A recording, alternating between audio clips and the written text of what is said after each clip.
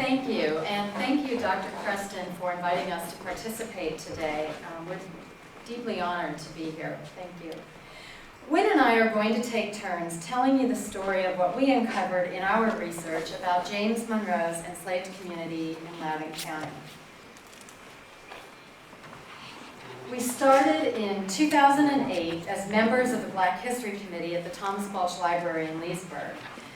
They were holding a fundraiser at Oak Hill, which was President Monroe's home in Loudoun County.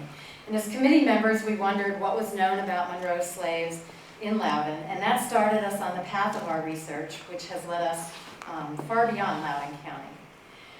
We set our goals as identifying as many named slaves as possible, creating a database of those references, and finding descendants. We started with Dr. Preston's book, a comprehensive catalog of the correspondence and papers of James Monroe. In order to focus and manage our research, we created a database of references from those books with the keywords for slavery, enslaved names, and Monroe's farm managers, and so on. And then we used that database to come up with our research plan, the repositories that we visited. Our research took us to the Library of Congress, the Albemarle County Courthouse, the University of Virginia, College of William and Mary, and of course our local resources. We also used books, including Mr. Lucier's book, and unpublished research from Ashlon Highland. We located and reviewed primary documents such as letters from and to Monroe, deeds, wills, state documents, and lawsuits. And we now have a database of over 330 references to named slaves, which we'll show you an example of later in our presentation, and that is available online at the Thomas Balch Library in Leesburg. Unfortunately, the story we can tell about Monroe's slaves can only be done through the eyes of others, whether it's James Monroe or his family members or his overseers. We have no stories from a slave's perspective. And while our talk today will focus on the enslaved, it will be helpful to provide a brief background about James Monroe. He was born in 1758 and served during the Revolutionary War. He married the beautiful and well-educated Elizabeth Courtwright of New York. They had a daughter, Eliza, a son, James Spence, who died in infancy, and a daughter, Mariah, who married Samuel Gouverneur in the first wedding to be held in the White House. And she and her husband would later inherit Monroe's properties. Monroe's largest purchase of land was first in Albemarle County, including 3,500 acres that he came to call Highland. It was near Thomas Jefferson's Monticello and today is known as Ashlon Highland. In the late 1700s, Monroe and his uncle Joseph Jones jointly purchased land in Loudoun County, and he eventually called it Oak Hill. And Monroe also owned property near Richmond and in Fredericksburg. And for those of you who don't know where Loudoun County is, we are the red arrow at the top, and Albemarle County is the green arrow. And when we were doing research, we had to look, especially in Loudoun County, under several names, not just Monroe's. And this slide shows some of the names on the personal property tax records, men such as Judge Jones, who co-owned the property with Monroe. This is one of our favorites. This is what is referred to as a saddlebag map done in 18 of Monroe's Loudoun property. And it's known as a saddlebag map because of the notation of the surveyor down in the left corner, which says, "The sheet is so worn by packing it in saddlebags that it is scarcely fit for the purpose." And then you can see over here on the bottom right, this may serve His Excellency to paste in the book of his library. But this shows you grist and sawmills up in the top left, probably small mills that served the needs of Monroe's plantation, because we do know from documentation that he took grain to both the Aldie Mill and the Oatlands Mill for grinding. Also note there's a structure, that's the label on the top right, that is labeled as probably a house. And there was a small frame dwelling on the property where Joseph Jones, Monroe's brother, and Monroe himself stayed before the large house we know today was finished in 1823. One of the things we'll talk about is the constant financial difficulty that Monroe had. To satisfy his debts, he was often trying to sell his property, both land and slaves. There was a log structure and eventually a frame house on the property. And in 1809, after he acquired full possession of his Loudoun lands after his uncle's death, Monroe attempted to sell the property. And this ad ran in the local newspaper, the Washingtonian. And in it we see that he is advertising for sale the 25 slaves on the property, a stock of horses, cattle, and hogs, nearly 2,000 acres. And this is how he describes his enslaved: as being very valuable, some of them being good house servants, and the others principally young men and women. Obviously, Monroe was not successful in selling the property because he kept the land and eventually built a larger home there. And this is a picture of Oak Hill from quite a while ago, from the Department of Historic Resources archives. And this is where Monroe and his wife Elizabeth retired after his second term as president. And now Wynne will start our story about the enslaved community in Loudoun County.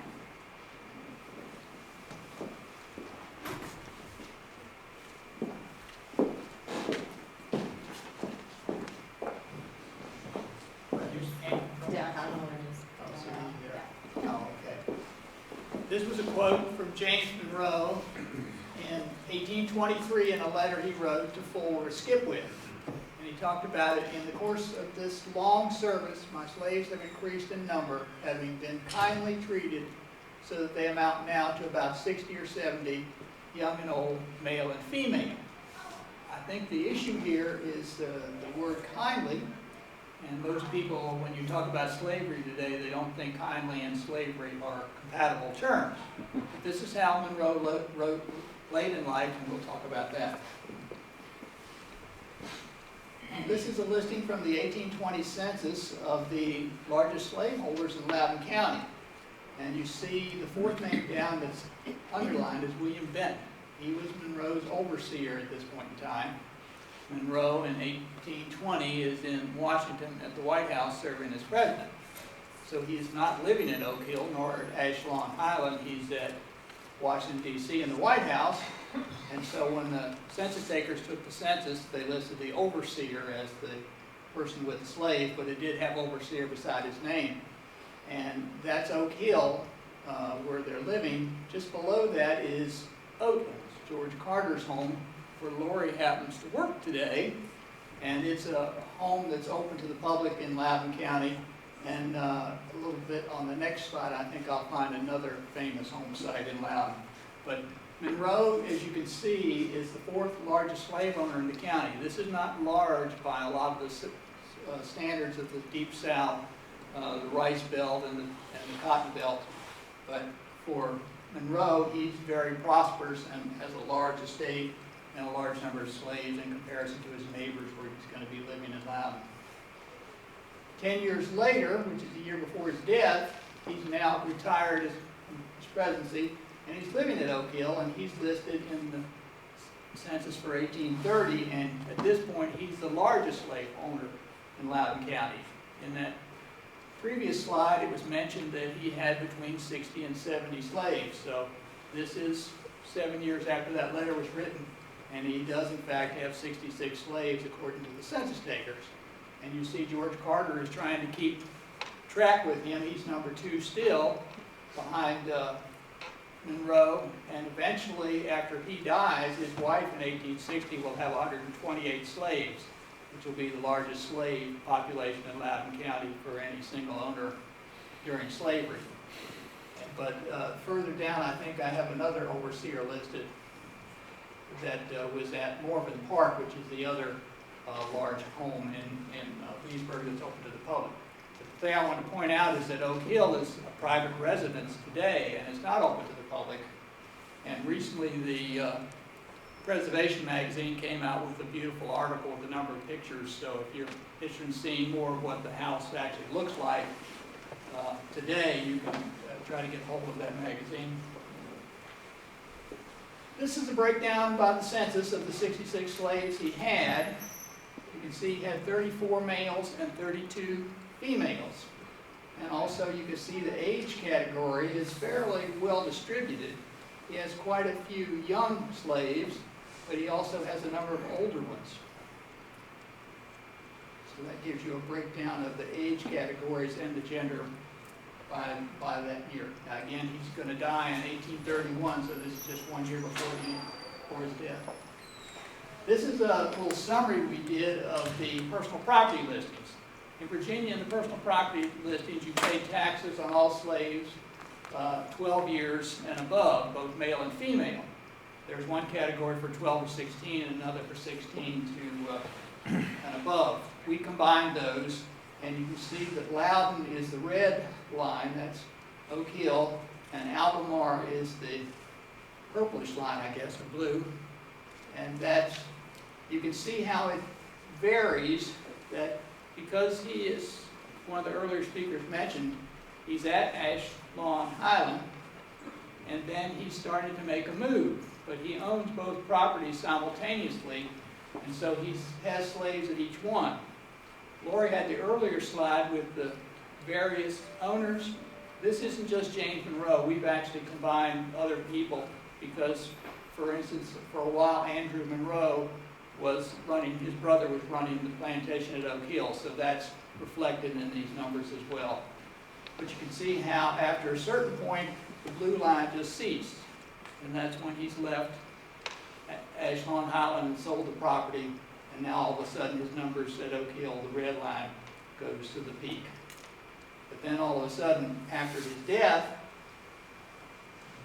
his son-in-law, Samuel Gouverneur, will have control of the slaves, and so the later numbers out there relate to Gouverneur, and you can see at some point in time it just flattens out.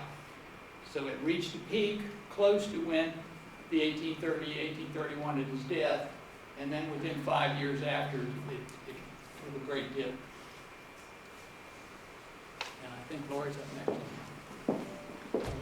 So what was life like for a slave who was owned by James Monroe? Most of his slaves worked as farmhands or in a skilled trade on his plantations.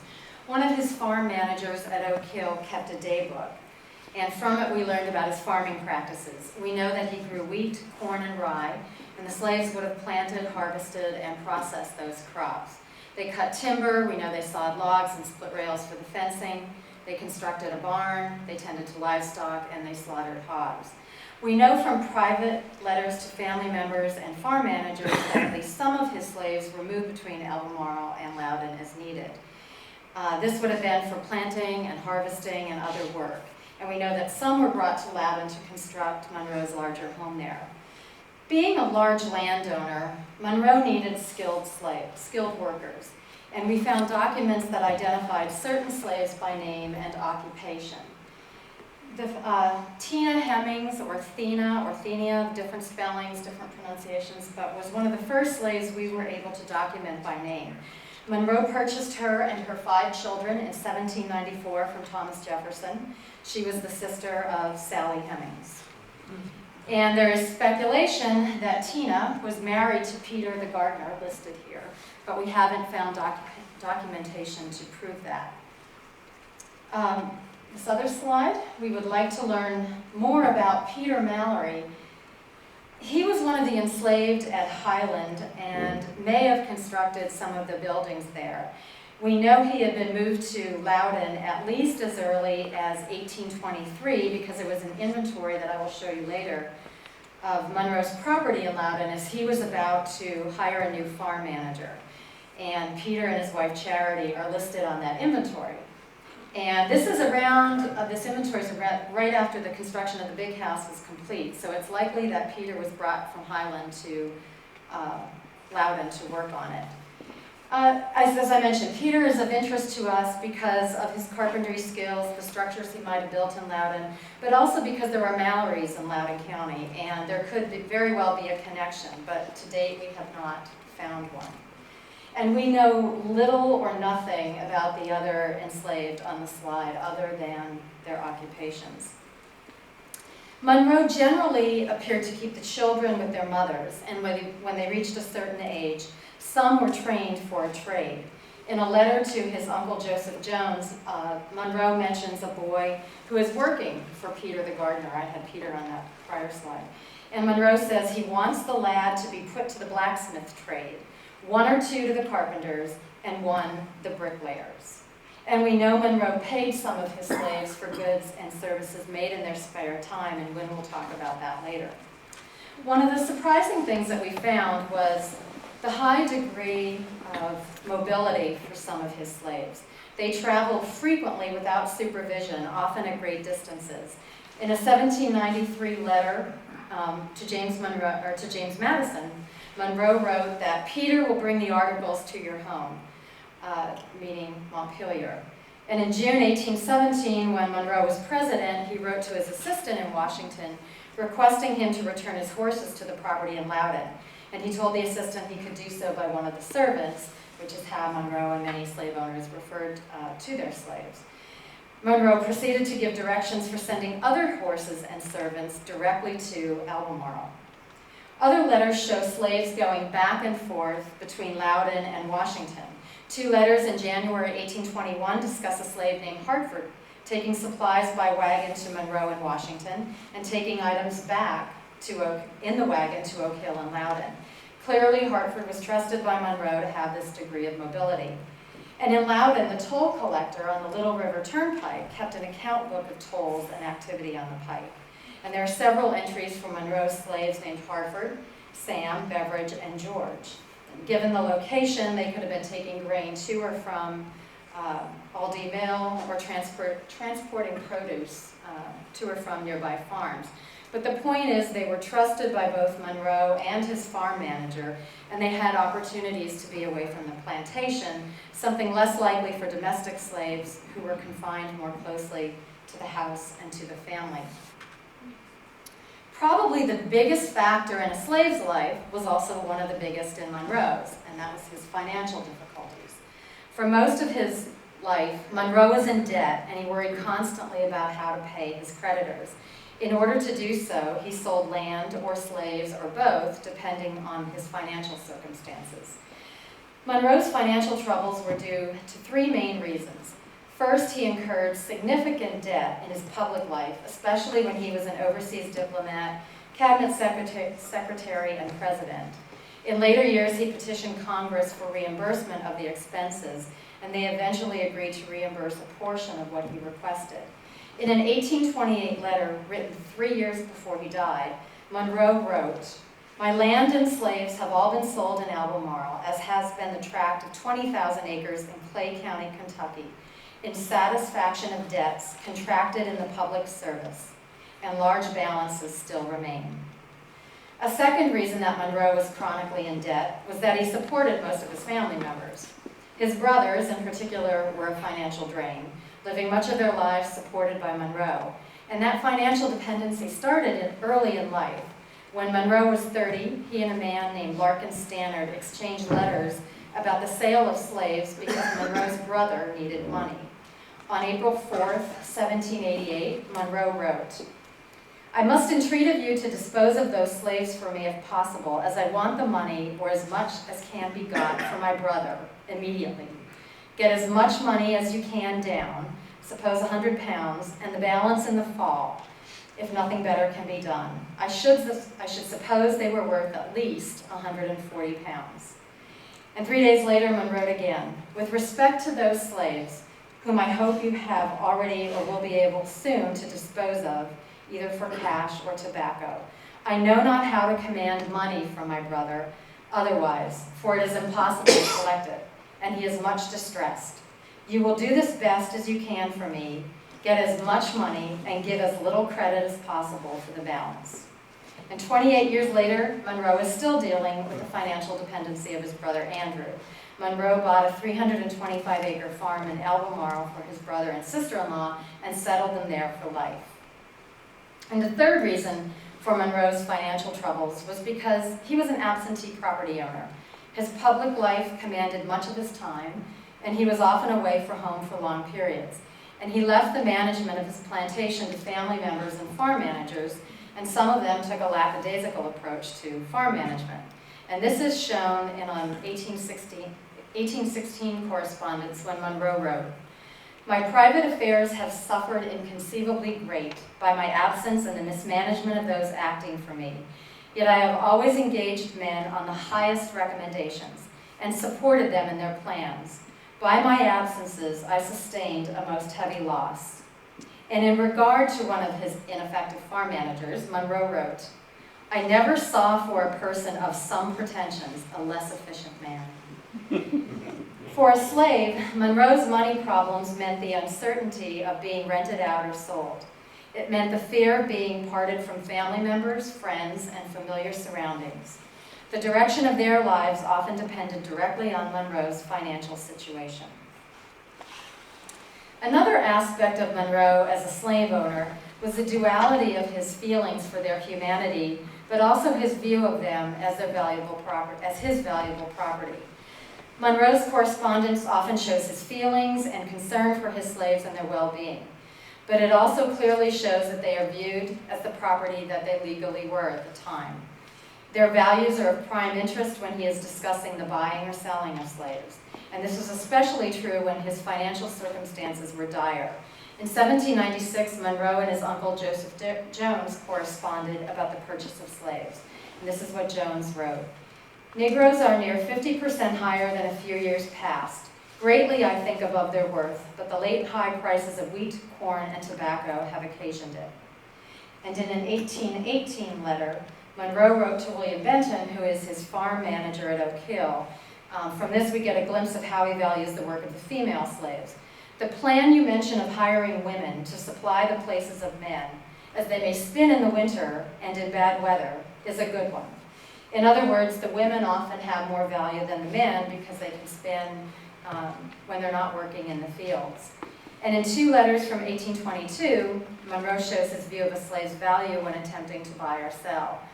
On February 4th, he wrote, again to his farm manager, since my last to you, I have a letter offering to sell me Jack for $500, to which I replied that the price was altogether too high, and besides that, I was in want of money. I referred him, however, to you, to see if you could agree on a price, with my paying him the money by degrees, part in hand. And then on August 12th, I certainly will not sell the people at a sacrifice. $1,000 is the lowest sum that I will take for the family. They are worth $1,100 at least, high as that property is rising to the south. And Monroe reached a point in 1823 when he considered selling his slaves to the deep south. Construction of Oak Hill was done, and Monroe was in his last years as president. And in March of 1823, he wrote, Judge Johnson and other friends have suggested to me the idea of placing my slaves on some tract of land in Louisiana, or on some river employing onto the Mississippi, and then to make cotton. It is said that land may be obtained there very cheap, for a few dollars an acre, to be paid by installments. And I am assured with a good force, 30 or 40 working hands, and young ones growing up, that the hands would bring a handsome annual profit, and should I be disposed to sell of them after a few years, the slave property will be worth more than my hands on either of my plantations in Virginia. But he never followed through with this sale. Apparently his friends convinced him that it was a bad idea and that he could lose money from it. And we have no idea whether the slaves had any inkling of this plan, but if they did, it would have certainly filled them with fear, because one of the worst things to happen was to be sold to the deep south to a plantation, to an indigo or rice or cotton plantation. Instead of the Louisiana idea, Monroe put his Albemarle land up for sale. And when that didn't sell and in need of money, in 1825 he deeded 2 Albemarle farms and 21 slaves to the Bank of Alexandria. And a year later he deeded his farm in Milton, near Milton, and 13 slaves to the Bank of Virginia. By 1827, he has another plan for raising money. He wrote to Charles Fenton Mercer about selling his Albemarle slaves to Colonel Joseph White in Florida. But Colonel White hesitated both on account of the price and the number of children, because there were many. And finally, by March of 1828, Colonel White decided to buy them, and Monroe writes to James Madison, I have sold my slaves in Albemarle to Colonel White of Florida, who will take them in families to that territory. He gives me for them $5,000. And from that exchange, we see that the slaves were sold as families, which was often important to Monroe, yet they were taken far away from their home in Virginia. Any connections that they had to Albemarle, to family members, to slaves on other plantations were lost. And in that same year, Monroe wrote to his son-in-law, "I have received a letter from Mr. Watson, who informs me that he had sold Nelson and Charles, the first at $700 and the other at $400. And Monroe sold them privately. Nelson and Charles were brothers. Nelson was a blacksmith. And what we don't know is if they were sold to the same or different purchasers. But we know that often Monroe had a strategy of selling privately so he could transact with multiple buyers rather than a single buyer at a public sale."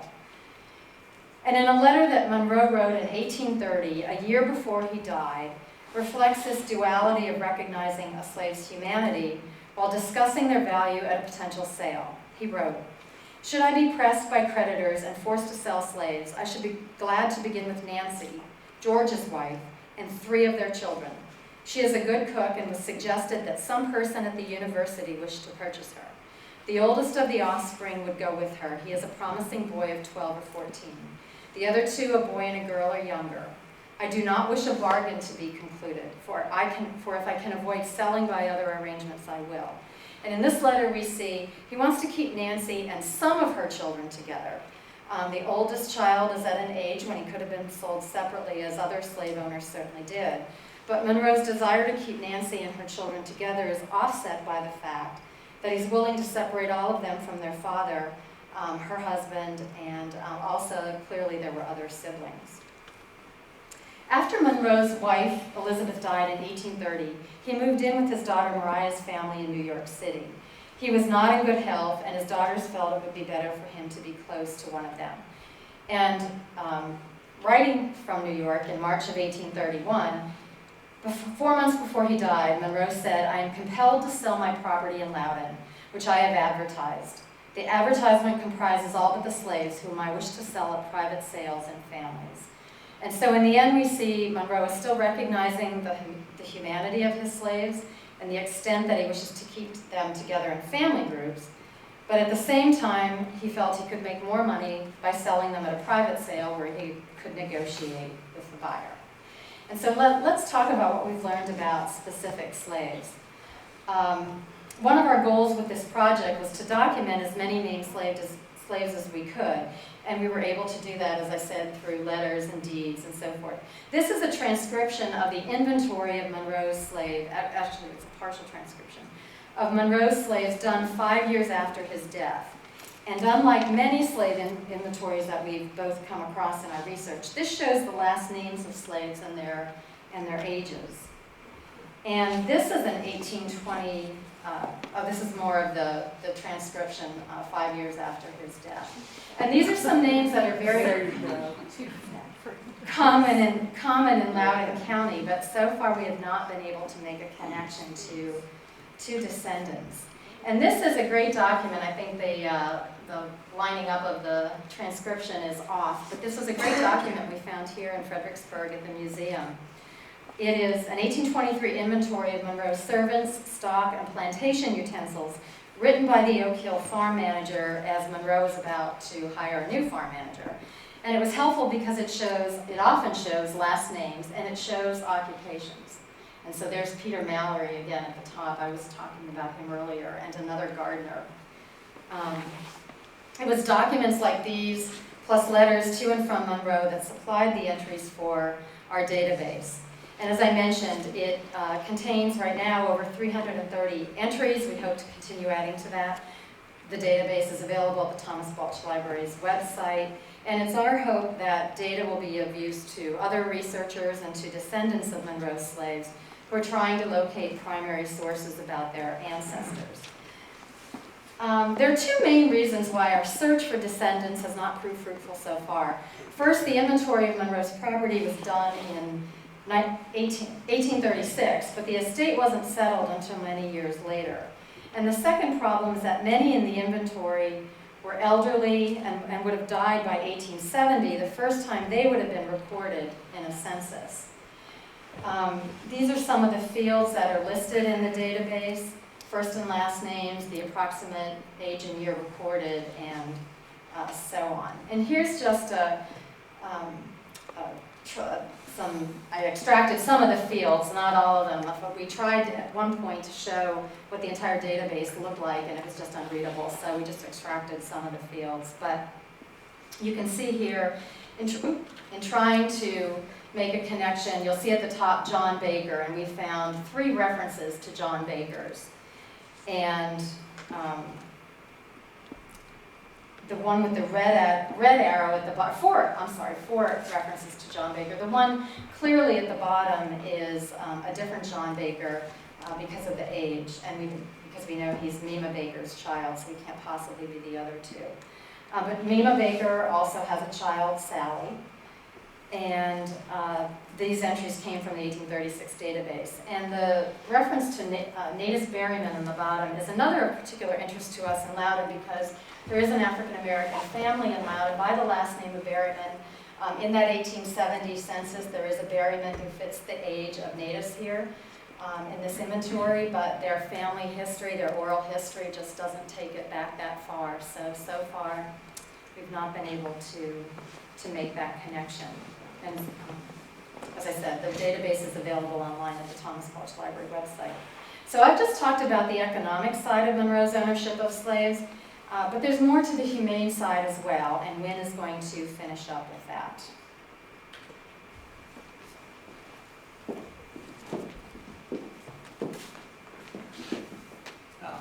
I pointed out in the first letter that he talked about how he had kindly treated them. And I want to follow up now with a number of the slaves that he had that he's mentioned in correspondence, and I'll read you a few of those correspondence. The first one relates to Athena Hemmings. This was in a letter from Monroe to his uncle Joseph Jones in 1796. We lament much the ill health of Athena and anticipate the worst, but hope for her recovery. Her loss will be severely felt by Mrs. Monroe, who would not admit that it were possible to replace her by half a dozen in her place. Indeed, she is valuable as a sensible and honest servant, as well as most capable, and whose loss would never be repaired. We are particularly gratified that she is well taken care of and wants for nothing. And then following up that in August of 1796 from Monroe to his uncle again, we gravely lament the death of Athena, to her mistress and our child. She is an irreparable loss. We hope her children were well taken care of. The next person is Roger. Roger shows up in some correspondence between Monroe and Fulworth Skipwith in 1810. He writes, Roger, whom I purchased at Mr. Braxton's sale last spring at the price of $140, that he may be forwarded to you. Having bought him for my own accommodation, I part with him solely for yours, with this remark, however, that his wife, having been sold to someone to the south, at the same time, he has been desirous of going that way in the hope that they might finally meet again. On proposing to sell him to you and explaining your character, residence, etc., he was perfectly willing to go to you. In that case, he's actually saying the slave had an option to choose where he would be sold to. And then next, Ralph and Vanessa, his wife. This is, again, a correspondence that was written in 1816 between Monroe and Charles Fenton Mercer of Aldie. Knowing that you contemplate the establishment of a farm, that it would be agreeable to you to take Ralph and his wife, you may do so at a valuation to be made by some of our friends. They belong to your father's estate, are known to you, and would, I presume, as Ralph has connections here, be unwilling to remove to Albemarle. Though whether I sell the estate or not, if you desire, you may have them. Again, he's giving us trying to sell a slave to someone who he thinks the slave would be satisfactory with the sale. And then following up with Ralph, he writes to William Nolan in 1817, a dispute between Mr. Jennings, overseer, and Ralph, the dread of punishment have brought him to me. I wish my people to work, but not to be cruelly treated. This step of Ralph is an unfavorable circumstance. The difficulty attending it is the danger in case of not supporting the authority of the overseer, that the Negroes will be encouraged in their disobedience. and be rendered useless, which is I cannot attend them to put things in order, they do me injury. So he's very worried about the treatment of his slaves from overseers. And then finally, George is the last person I'll talk about. In a letter from Monroe to William Benton, one of his overseers, in 1822, he writes, "Do you think that George's leg is broken? That is either of the bones. That you better ask Dr. Little whether he would want a consultation with a surgeon." We found a reference to Dr. Little and a medical listing is at the James Monroe Museum in Fredericksburg, so that was very helpful as figuring out who this Dr. Little was. Again, in August of 1862, Monroe writes to William Benton again in reference to George. "I am very uneasy about George's leg, which I hear is still sore. I fear that if not soon cured, he will lose it, or it will be like Adams was. Had he not better come here or lay up where he is till it is cured? If he comes down, it must be in a wagon, for if he walks, it may ruin him. This is a concern of much interest, as well on account of humanity as the values of the servant." And then last line, he makes the reference in his own mind between the comparison of the value of the slave versus the humanity to the slaves.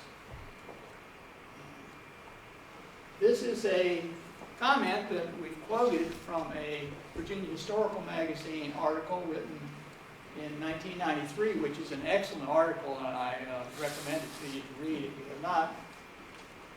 The author says, "The number of Monroe's slaves have varied from year to year. The surviving records indicate that throughout his life, Monroe bought and rented slaves and indentured servants when he needed labor, and sold slaves when he needed cash.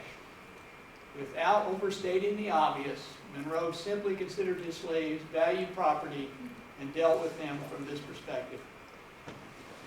And the point again is we start out with kindly treatment, but we also have the issue of their valuable property. And I think Monroe is conflicted by that. The evidence shows that, and we hope we've presented that information to you. And Lori and I will be glad to answer any questions you may have at this point.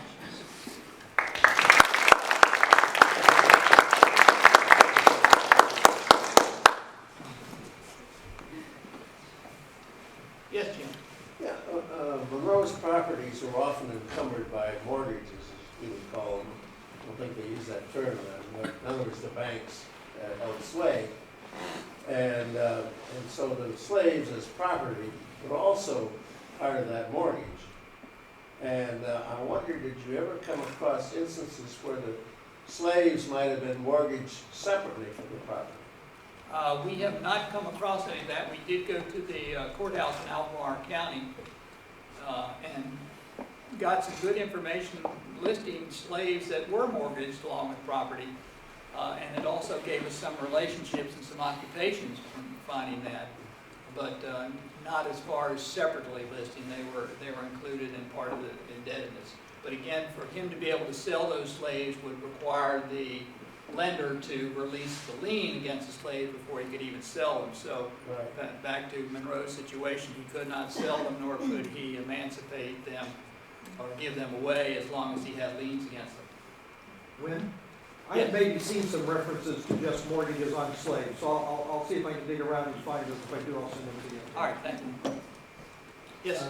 When James Monroe was in the governor's mansion in Richmond and when he was in the president's mansion in Washington, would he have brought his own slaves, or were there slaves of the United States or the state of Virginia that occupied the governor and the president's mansion at that time and stayed there through the 10 years of being governor or president? I don't know about this being governor of Virginia. I think, Lori, you can speak to the fact that he did have some of his slaves at the White House with him.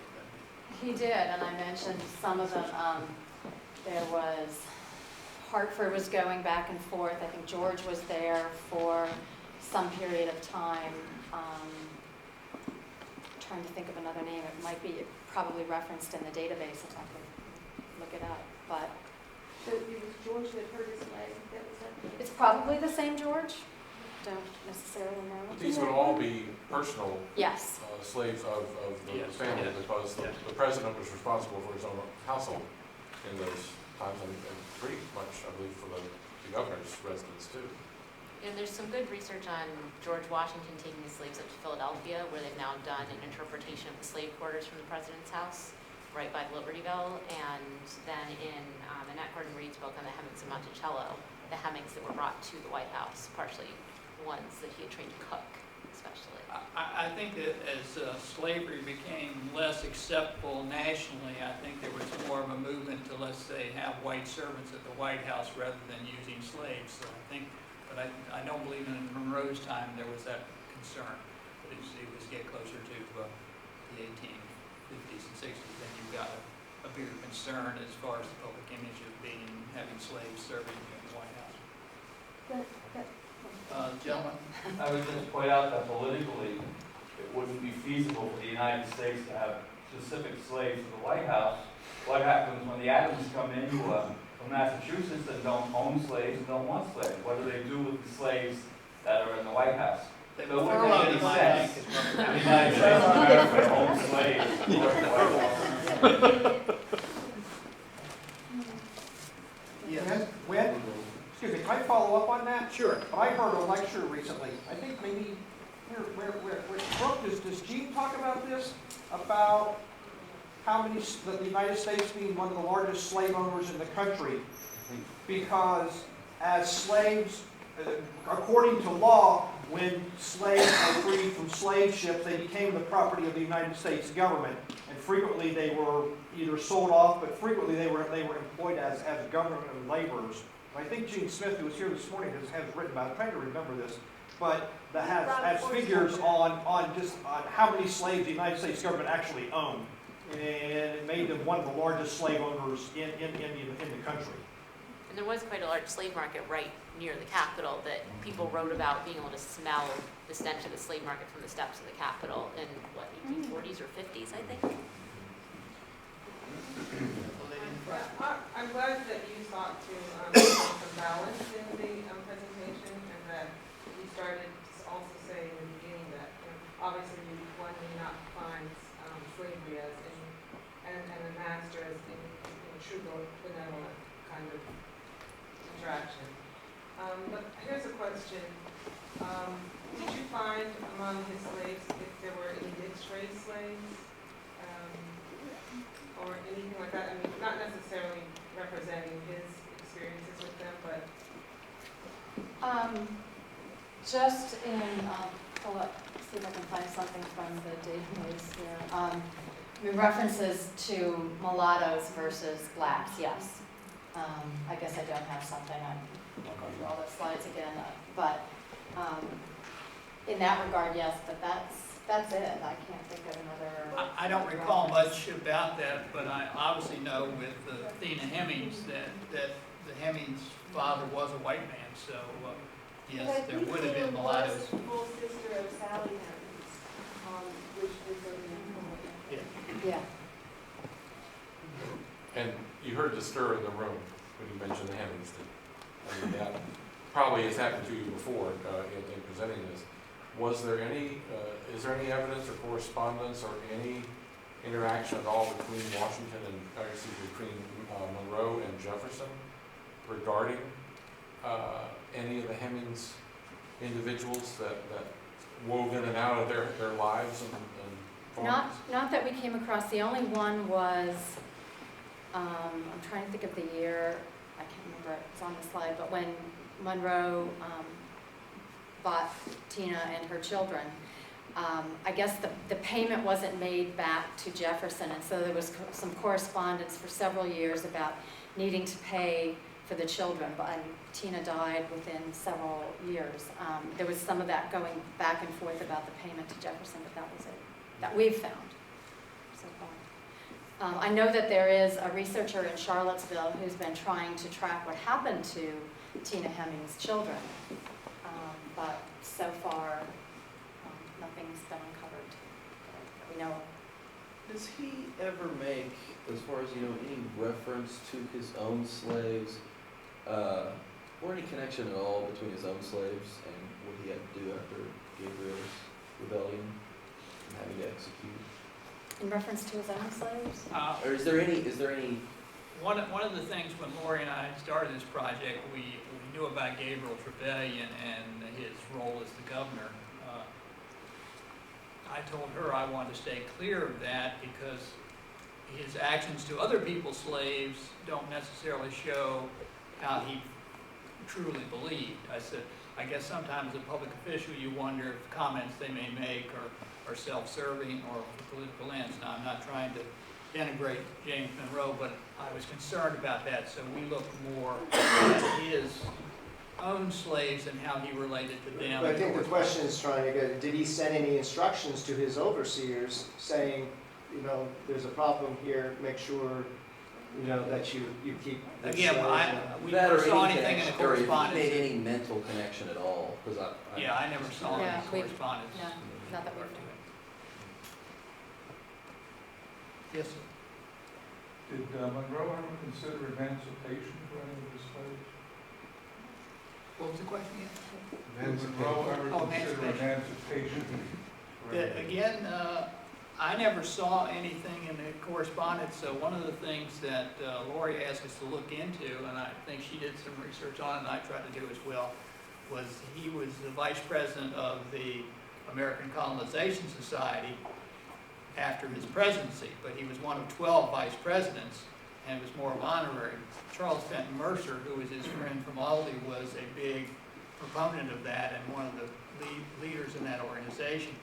So we thought, well, he shows a tacit support of emancipation, but we haven't seen any evidence that he planned to participate in any way. But as Jim referred to quite often, many of his slaves were mortgaged and that he could not have done it if he wanted to. Can I respond to that? Sure. Monroe's view on it was that he saw slavery as a major problem for all of Virginia, all of the country. And what he wanted to see was a plan that would emancipate all slaves and have it tied to colonization. That's his interest in the colonization society. He wasn't very keen on the idea of individual emancipation. There was a lot of problems with it. One problem was in Virginia during most of Monroe's lifetime, if you freed your slaves, you had to send them out of Virginia.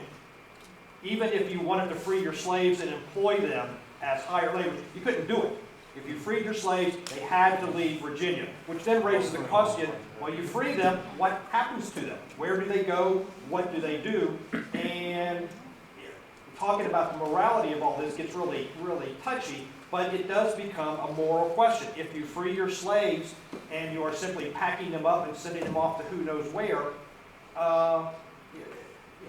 you're wrestling with the question of morality of owning human beings, well then the question of morality of, do you put them at such a disadvantage? Is this really doing anybody any good? Is this gaining anything? So this is a real problem we have to wrestle with in Virginia, is there is such a restriction on manumission. And so Monroe's answer to this was simply, we free them all. And we arrange for them to leave the United States. We establish a colony for them in Africa where they can go, be given land, and become individual slave owners.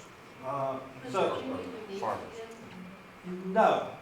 And the problem gets complicated because a lot of states said blacks cannot come into our state from other states. So Virginia says, you free your slaves, they got to go someplace else, but the other state says, we can't send them here.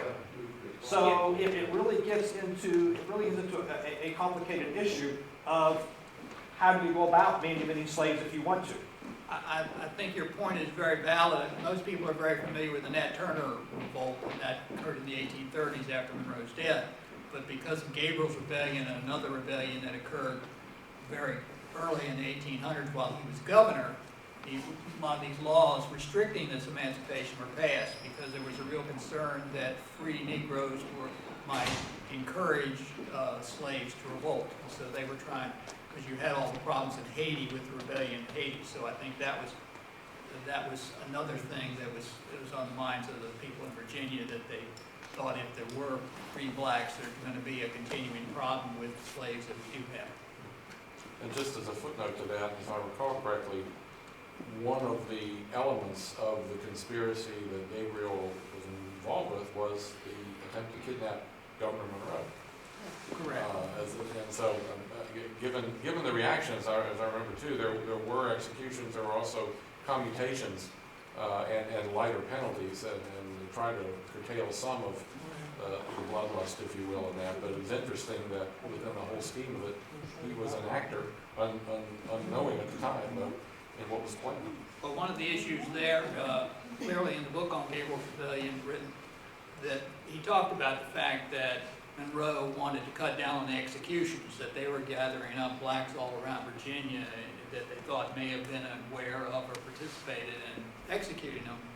And I think he was concerned that they were executing innocent slaves, but he was also concerned because the state of Virginia had to reimburse the owner for any ones that were executed, or even the ones that were shipped out of the country to like a slave colony. So he had to consider the cost to the state as well for what was going to be done. It should also be pointed out that in that era, the powers of the governor were extremely limited. The founders of Virginia were very much aware of what a powerful governor could do. And so about the only power the governor had was to be the head of the militia. So he felt that he had an obligation to put down general insurrection, because that was the only thing governor, building up power that governor had. I'd like to back up something Jim had mentioned earlier, but I think really needs to be reinforced. And that was how free were the owners to be able to take any of the actions that we would consider humane. How many of them could actually have the freedom to sell or to manumit their slaves, and how many of them had the kind of power or authority or whatever to do the right thing. We never talk, well, it's never discussed in a way that I think should be discussed. Because you could not, I know, but I think this is an important point. You cannot place on somebody the responsibility to do something they're not legally allowed to do. And I think that is the missing piece in this whole discussion. It's been raised, like Jim raised, it's been known about George Washington's limitations and others, but in fact, that's a key part of this whole discussion. How many owners could manumit or had the financial ability to handle it? And I think that is, that this whole discussion cannot be dealt with properly. Well, I think there's a social stigma that existed within slaveholders to suppress the emancipation by other fellow slave owners because of the implications to them in a general sense. So I think that was always, you had social pressure to get over, because a lot of people manumitted their slaves in their wills so they didn't have to deal with that. But you also have the heirs to those estates saying, you know, we're interested in the property and these are valuable property. So, well, that falls into the moral. That falls into the moral ability of the owners to do the right thing.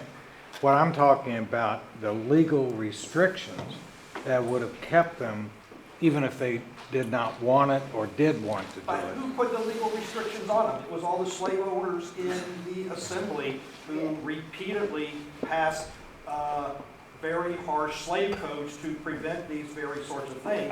I'm not talking about that. I'm talking about the banks, the liens on the property, things that you and I cannot do today. If we have all the assembly had to do was pass a resolution of emancipation.